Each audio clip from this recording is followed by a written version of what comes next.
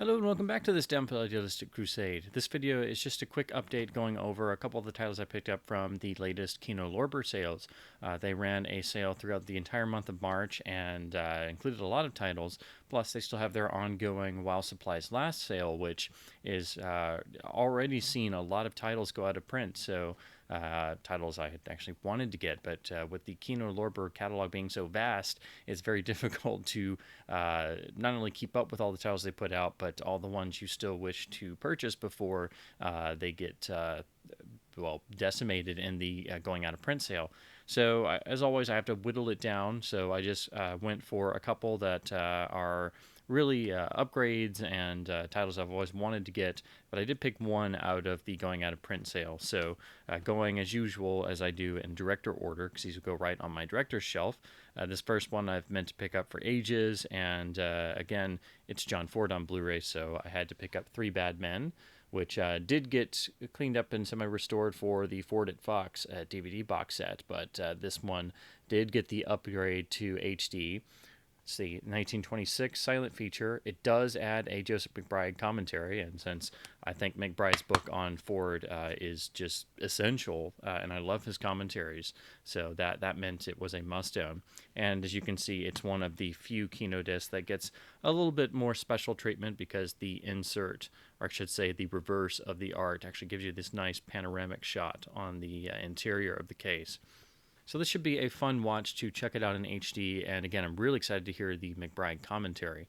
Now this one, as soon as it was announced, I was drooling, so I'm so glad I was finally able to get this. So this is The Kiss Before the Mirror, which is a James Whale picture, and as all of you guys know, I'm a complete James Whale fanatic, and so Universal's been quietly restoring a lot of their catalog titles. They did do a restoration and reconstruction of the legendary The Road Back, which was the film that basically burned Whale on Hollywood because it was a sequel to All Quiet on the Western Front. It was recut and practically destroyed and butchered. So that premiered a couple years ago, and I've been dying to see it ever since. So it looks like we're starting to get a trickle of some of these restorations out on Blu-ray through Kino and their Universal deal. So this is the first of the Whale titles. This is a film that he was very proud of. This is a really underrated thriller. Pretty much all of Whale's films outside of the classic horror films have been woefully neglected on home video. In fact, most are still completely unavailable. Like, you can't see a decent version of his first picture, Journey's End, with Colin Clive, which was based on the famous stage play that really made both their names and why Universal brought them to Hollywood in the first place. There's a really terrible looking version that pops up on YouTube sometimes, and that's pretty much it.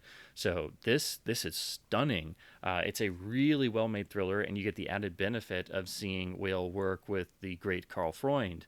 Of course, Whale had worked with some of the greatest cameramen. Arthur Edison was his primary cameraman relationship, and then he later worked with John Mescal on Bride of Frankenstein and other films. But this is a film I haven't seen in ages, and when I did see it, it did not look very good, so I am very excited to be able to check this out. They did add a commentary track, and it does include a few trailers, but I do love the fact that they did use original artwork, and it looks really great on the printing. So this was a must for me, and I'm just so excited to be able to see this, and beautifully restored too. And again, I hope more of the Whale titles are released by Kino or somebody else. Again, why nobody has released the restoration of the Road Back is beyond me. That came out in 2017, and it was like, a flash in the pan, and then it was gone, and I was just like, wait, what? What? So again, anytime we can get another Whale title, I am just over the moon. So this was a must, and it's just a great picture, and I'm so happy to be able to see it restored. Now, these next few titles are all Billy Wilder titles, and with the Wilder films, it's tough to remember which label has released what, and then which foreign labels have released certain Wilder titles, because usually they have different extras packages. Some have a better master than others, but sometimes, Kino does a better job with their master, or they get access to a newer one, and so then you have to pick and choose. So again, it's hard to remember who has what where. This next one is one of the titles that somebody else came out with. It was a Masters of Cinema release first. Has some really great extras, so I wanted to pick that up for a long time.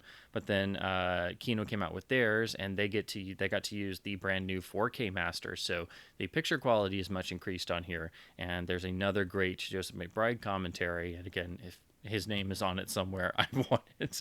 But unfortunately, it doesn't have all the great extras from the Masters of Cinema release, so that will be another title I will have to double dip on. But I had to go ahead and get Five Graves to Cairo, which is the great early Wilder film that was really hard to get for the longest time. Then it came out in one of the TCM DVD packages that was super expensive.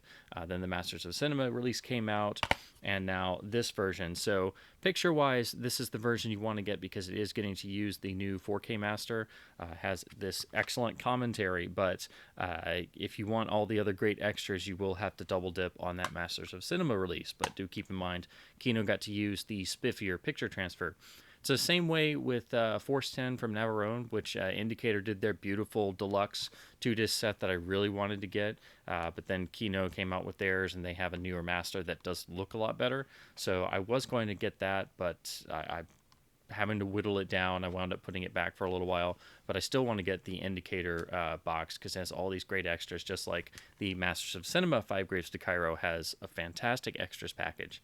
So again, sometimes you just wind up having to double dip simply because, Kino or somebody else gets access to a better master, but they don't get to license all the other extras, or they just don't. So this next one is another Wilder title. This is one that, for some reason, I thought that there was a competing deluxe version out there on a European label, but there really isn't. There are some other releases, but this one is probably the best overall.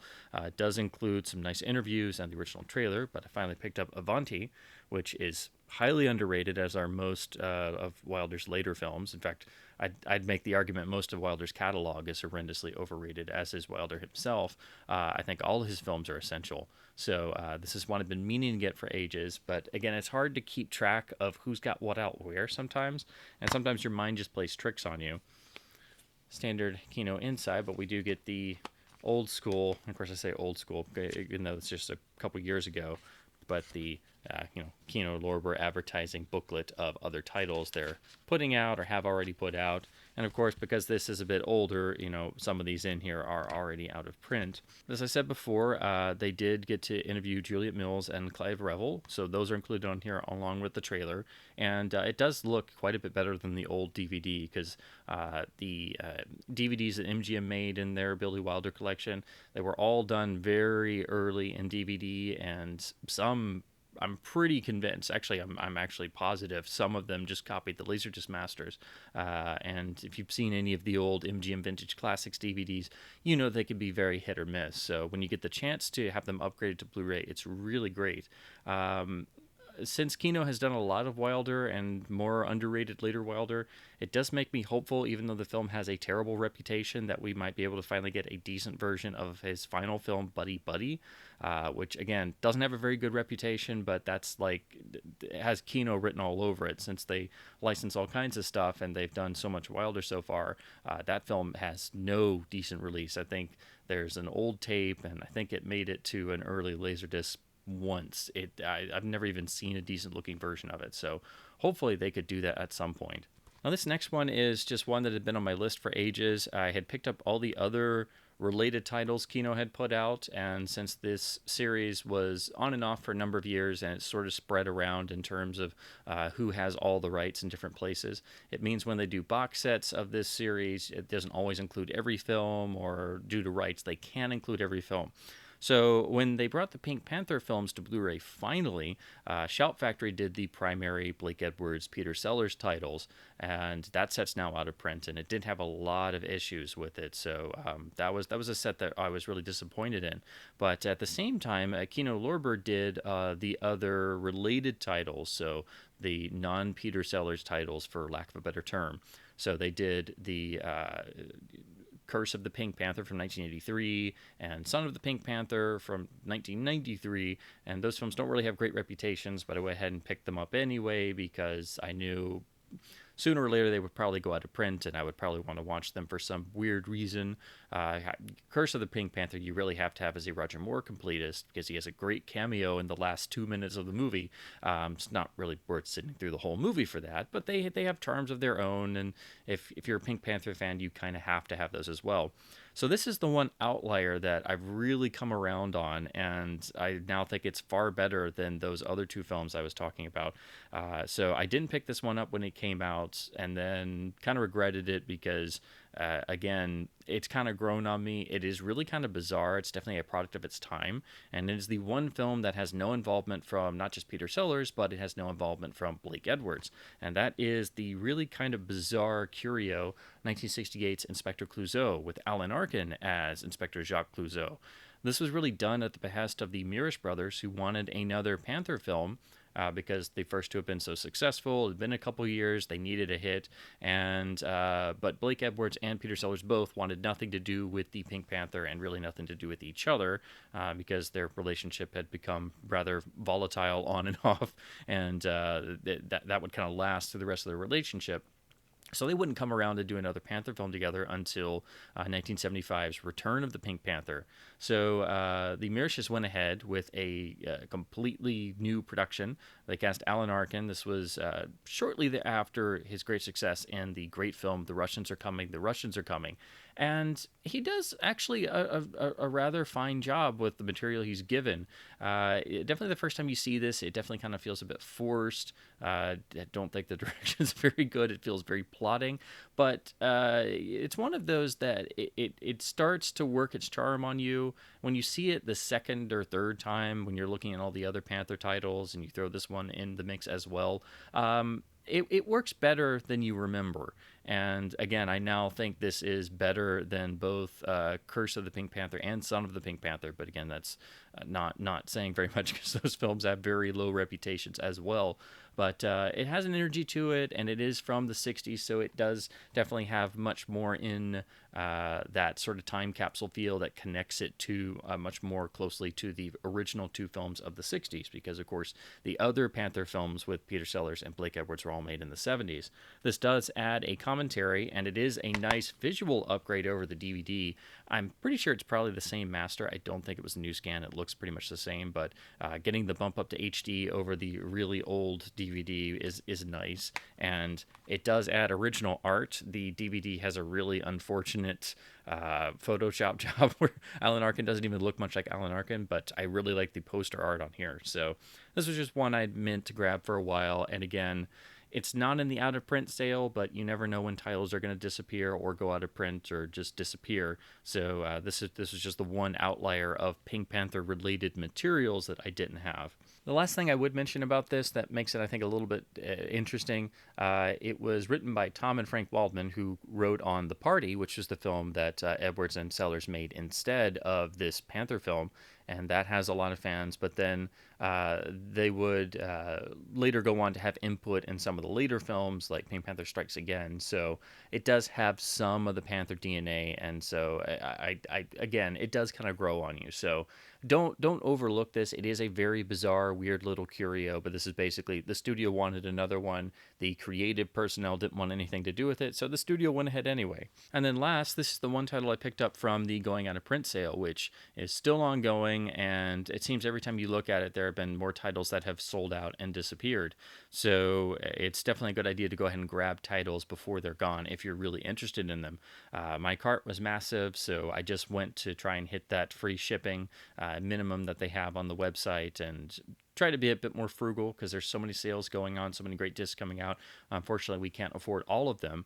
But since I've been getting more and more into classic serials, and especially getting more into the Republic library of serials, which is, definitely the most famous, I really want to get the Kino release of Adventures of Captain Marvel, which is a new 4K scan and has great reviews, but that wasn't in the sale. But this one was in the out of print sale, so I was like, you know what? I haven't seen this yet. I'm really enjoying rediscovering classic serials. So I went ahead and picked up Daredevils of the Red Circle, which is one of the most classic Republic serials. It's always in the short lists of the best serials ever made, with excellent cliffhangers and stuff. I've always wanted to see this, so I've never gotten the chance to. And this is also from a brand new 4K scan, has a audio commentary, which is really cool because most serials never have extras. There are also commentaries on the Kino Captain Marvel release. So it's just a standard single disc. So, it's definitely got a lot of content on here because you basically have 211 minutes plus commentary, because Republic serials are almost always in 12 chapters. And what's cool about Republic serials is the first chapter will always be a bit longer to get the expository stuff out of the way. So it runs about, 30 some odd minutes, somewhere around 30 minutes for the first chapter, and then the other 11 chapters will all be around the typical 20-minute mark. And that's something I've found really interesting, really getting back into serials, that Republic would do that.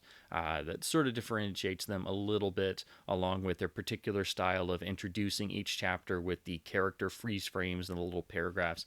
But this is one of the highest regarded serials of all time, and I'm so excited to check it out on this release because, again, it's amazing to see serials getting restored and presented on Blu-ray and from 4K scans as well, because for the longest time, serials have fallen into the public domain. They've had terrible releases, or the video version is of the feature film compilation version, which misses a lot of stuff, where they would just cut all the chapters together and move the headers and abridge the cliffhangers and stuff. And, you can find all kinds of versions on YouTube, but you really have to have the official licensed authorized version to have the legitimate full serial. And even those, all the DVDs and Laserdisc and VHS releases are all usually print transfers. They're pretty old. They have bad splices, pops, missing audio, damaged frames all over the place.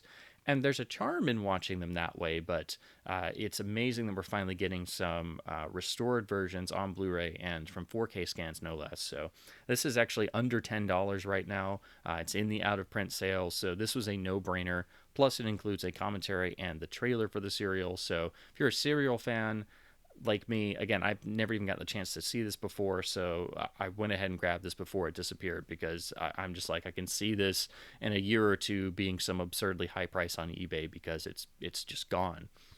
So that's it for this Kino Lorber update. I'll go ahead and give you a shout of the spines, so you can get a brief refresher, and definitely go and grab any of these titles from the Kino Lorber website if you're interested in them.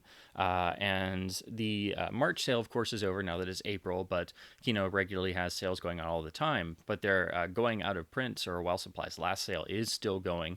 They're always adding new titles, so it's I don't think there's a parameter on it. It's been going for a couple months now, so I think they're just doing that for all titles that they're losing the license to, and they're clearing out warehouse stock and stuff. So that gets updated pretty frequently, and I'm going to have to really try and get much more stringent about trying to check that more often, and chip away at a few titles here and there, 2 or 3 every once in a while, to at least try and get some more of these titles before they go out of print, because a lot of these more classic titles and serials and things, there's little chance of them getting licensed again by somebody else anytime soon, especially the more obscure titles. So unfortunately, once they go out of print from Kino, it's probably going to be a very slim chance of them potentially getting a reissue on any other label or on disc anytime soon, if ever.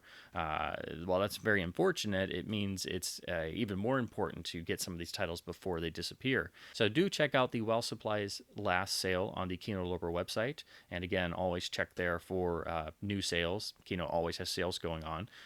So with that, thank you so very much for watching this video, and definitely comment below with any titles that you're interested in, or you may have picked up from some of the recent Kino sales, or any out-of-print titles you're interested in purchasing. So as always, thank you so very much for watching.